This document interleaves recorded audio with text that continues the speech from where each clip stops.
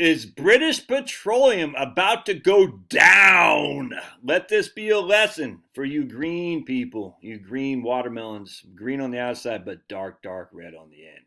You're not green. You just can't stand humanity. We all know this, and we're seeing it. And it's great that you're finally being taken to the woodshed. I freaking love it, dude. So anyway, I'm reading this today from What's Up With That. I get an email every day from these guys. I actually pay for their thing. That's only $50 a year. You should too. I get tons of stuff from What's Up With That. BP faces existential crisis after ruinous attempt to go green. I can't pronounce it that well, but that's okay. BP's green pivot has backfired spectacularly, hammering profits and leaving the company vulnerable to a hedge fund seize, a breakup, or even a merger with arch rival Shell. Check this out right here. Back in 2020, their then CEO Looney promised that by 2030, BP would boost investments in renewables tenfold from $500 million to $5 billion and build wind farm and solar parks with a capacity of 50 gigawatts. Roughly enough to supply the whole UK on a windy and sunny day. Okay, and what happens when it's not windy and sunny? The batteries, Josh, the batteries! The technology's about to advance. It's just so freaking stupid. It's like, it's just idiotic, these people. I sit there, I'm like, really? And do people actually buy this? I don't know if they do. I think there are some idiots. Yeah, they're all over YouTube, the green people. They're insane, man. There's no other way around. But I'm just like, what? You actually... All right. Over the same time, it would slash oil and gas production from the equivalent of 2.6 million barrels a day to 1.5 million, and refining would drop to 1.2 million barrels a day. All right, that was in 2020 what they promised. In order to deal with... We want to reimagine his company, British Petroleum, as a champion of green power, he said in 2020, in order to fight against climate change. Interesting. But what's happened since? In 2023, Looney that's the CEO of British Petroleum then, was forced to slash his pledge to cut production from 40% by the end of the decade to a modest 25%. BP shareholders had realized that the green spending they supported in 2020 had halved their dividends. Their dividends went in half. Few of the 2020 promises about renewable have materialized. Interesting. In 2025, their new CEO confirmed a halt to all investment in wind and solar. We have completely decapitalized renewables, he said. In response, to just horrible profits, I'll show you here in just a second. The new CEO promised a wave of new oil and gas production. All right. All that, say analysts, completely contradicts the zombie net zero strategy bequeathed by Looney. But it wasn't just Looney. I want you to go back here. This right here, this little clown, George W. Bush lookalike, Sir John Brown, was the CEO of BP back in the 90s and on the 2000s. I don't know when he left, but the guy was a clown, dude. And even then, this is 2001. This is in April of 2001. How a big company with a big idea gave itself a big headache. And right here, we're going to say, in July, the company, this is British Petroleum, undertook the riskiest of operations, a complete corporate rebranding. Into the dustbin of company history went this shield logo that served faithfully for 7 years as an image of a solid British reliability was, a BP, and they replaced that with a yellow, green, and white sunburst slogan, the Beyond Petroleum. And that's what we're seeing here, Beyond Petroleum, this idiotic thing right here. Look, it's so green and yellow and green and Beyond Petroleum. It seemed revolutionary move. This is in 2001. BP, let's see. The CEO, Sir John Brown, a lifelong BP career man, has been the most remarkable figure as an oil company boss who takes the environment and particularly climate change seriously. He withdrew BP from the international oil industry lobby group set up specifically to counter global warming theories. He gave the company internal targets for reducing its own emissions of carbon dioxide. All right. He supported the Kyoto Climate Change Agreement. He believed in engaging with green groups, and most of all, from 1998 onwards, he made a series of widely noticed speeches about global warming, stressing there's a real danger.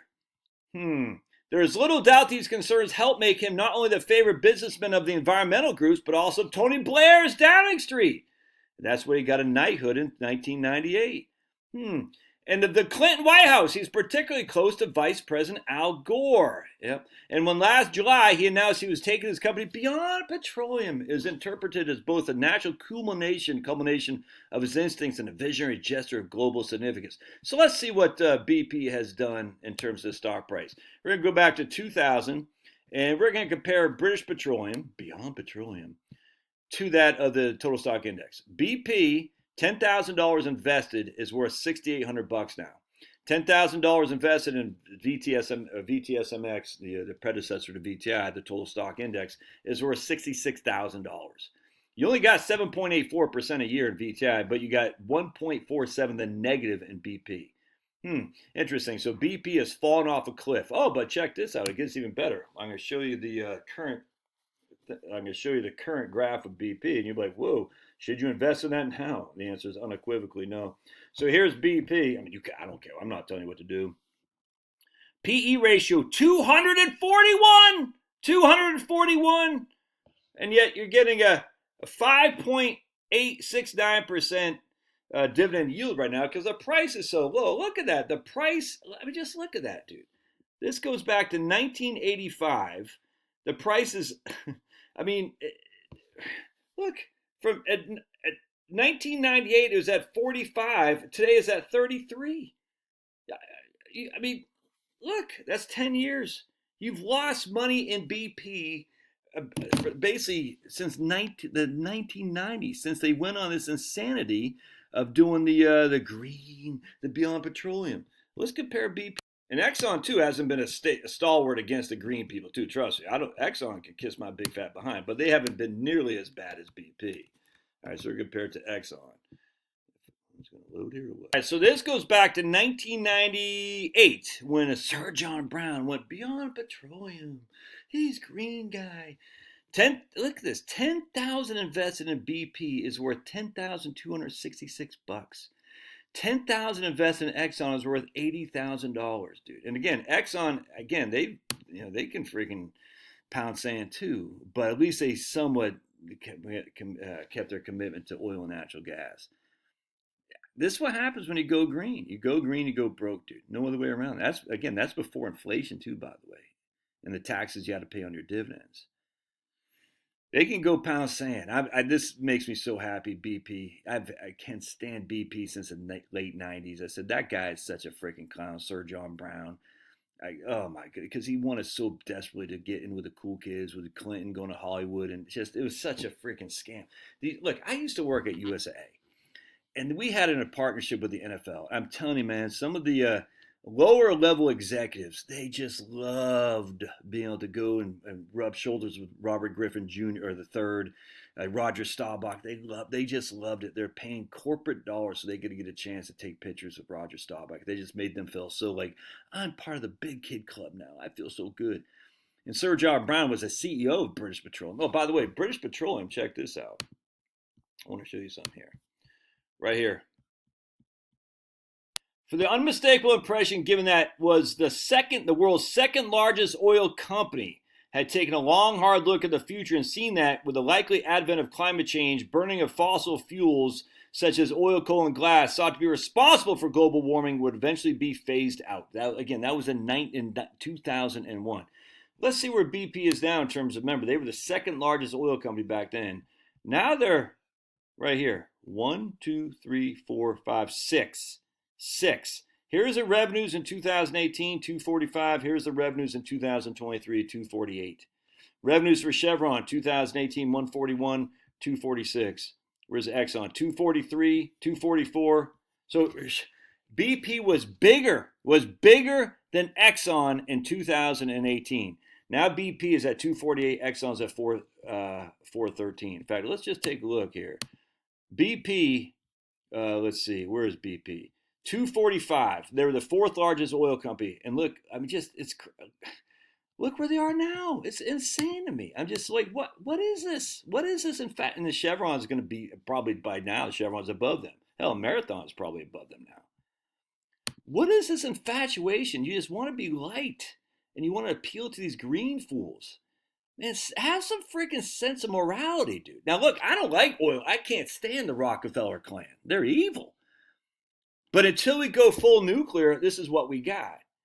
And I'm hoping we go full. I hate strip mining. I hate all that crap. I hate oil and gas exploration. I hate it because it is harmful for sure, without question. But we need it.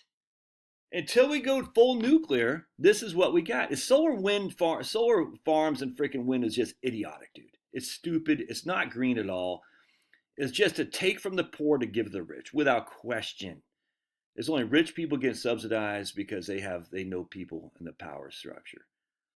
But until we go full nuclear, the oil and gas is what we got. And so we got to run with it, or else we're all going to freeze to death. Anyway, this makes me happy. But again, you can't trust these freaking corporate titans. They're just fake. They're just desperate to be loved and rub shoulders with Hollywood people. Yeah, God bless. I'm so happy to see this. God bless. I've been hating on BP for years, dude, since '98. I said, you guys are clowns. This isn't going to work. And yet here we are. God bless. Smash. See ya.